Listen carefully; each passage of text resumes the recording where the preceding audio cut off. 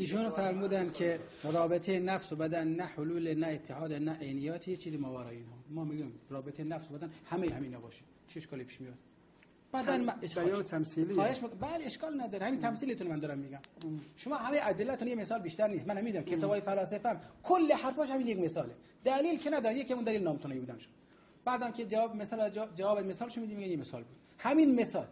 خب غلطه. رابطه نفس با بدن میتونه حلول باشه، میتونه اتحاد باشه، میتونه عینیت باشه، ولی خب رابطه خالق و مخلوق مگه شما باید مقایسه کنید؟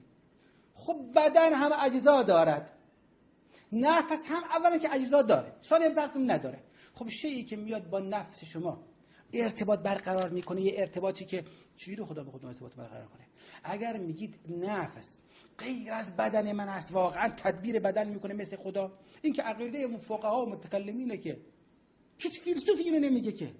اگه ببینید یک کلمه خلاصه میشه، آقا رابطه نفس با بدن با هم بودن این مدیریت مدبریت به قول خودتون یا حلول یا اتحاد یا عینیت، یا نه نفس یه چیزی غیر از بدن و در بدن تدبیر میکنه. کدوم یکی میگی؟ اگر اولی رو میگی خب خالق مخلوقات رو چه رابطه با خدا داره. اگه دومی رو میگید اولا که هزار تا اشکال داره که میگم بماند. اصلا خب خدا رو که اینجوری قائل نیستن آقایون. اگر اینا بگن آقا ما خدا را یک شیء ماورای عالم میدونیم ولی در عالم تدبیر میکنه، خب اینو که از متکلمین میگیرن که هر جا آقایون گیر میکنن میخوان جواب از شبهه بدن، به مطالب متکلمین استدلال میکنن، اونا رو میکشن بیرون تا خودش حرفاشو میخوان بزنن. میگن خیال نکنیم ما و خدا دو چیز هستیم، عینیت محض، غیرتش غیر در جهان نگذاشت، لاجرم عین جمله شد. چرا میگید عینیت نیست؟ همه آقایون میگن عینیته، شما میگید عینیت نیست. مضافاً بر این که هر چی باشه آقا، رابطه نفس با آدم شما نمیشناسید، به چیزی که اصلا نمیشناسید میخواد برای من استدلال کنید، ولی هر چی باشه رابطه حادثی است با حادث دیگر. رابطه یک موجود حادثه و متجزی با یک حادث دیگه چه ربطی به خدا داره؟ این مثال غلطیه. خود از این سنخ نیست که در جای خودش مفصل میگیم که اصلا قول به تجرد نفس و این اصلا غلطه. کل ما سوی الله مخلوق خدا هستن. مخلوق خدا زمان داره، چیزی که زمان دارد نمیشه مجرد باشه. اصلا اون بحثو نداریم الان، ولی این مثال به درد نمیخوره اصلا.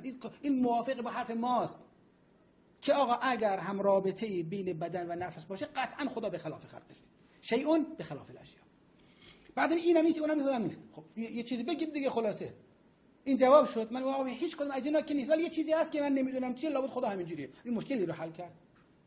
مضافاً بر این که رابطه حادث با حادث یا رابطه مخلوقیه، خدا از این قسم نیست. علاوه اینکه این روایت هم آقا نیست، این روایت نداریم ما. یک روایتیه که یا تو کتاب مصباح شریعه است، یا قرار الحکم، یا قوال الله عالیه. کتاب‌های کیچی اعتبار نداره. تازه 100 رقم معناش میکنن. یه عده اینجوری معنا میکنن، میگن آقا همونجور که هیچ رابطه نفس بدن شناخته نمیشه، رابطه خدا هم شناخته نمیشه. این روایتی که هم در معناش هزار احتمال میاد، هم در اصل سندیتش تازه حداکثر یه خبر واحده. خیلی جالبه، همیشه فلاسفه مخالفین میگن شما به خبر واحد استدلال میکنید، در حالی که یک متکلم نداره به خبر واحد استدلال کنه در عقاید.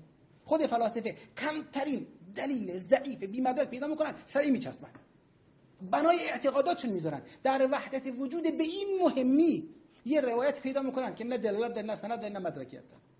بعدش هم بقیه رو میگن شما چه اینجوری هستید. بعد فرمودید که بریدگی یعنی انعزال نیست، نفس در همه اعضا حضور دارد.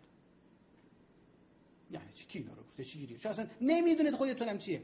آقا اگه روح من اینجا باشه ببرن یک کش کنده میره، خب شاید کنده میشه.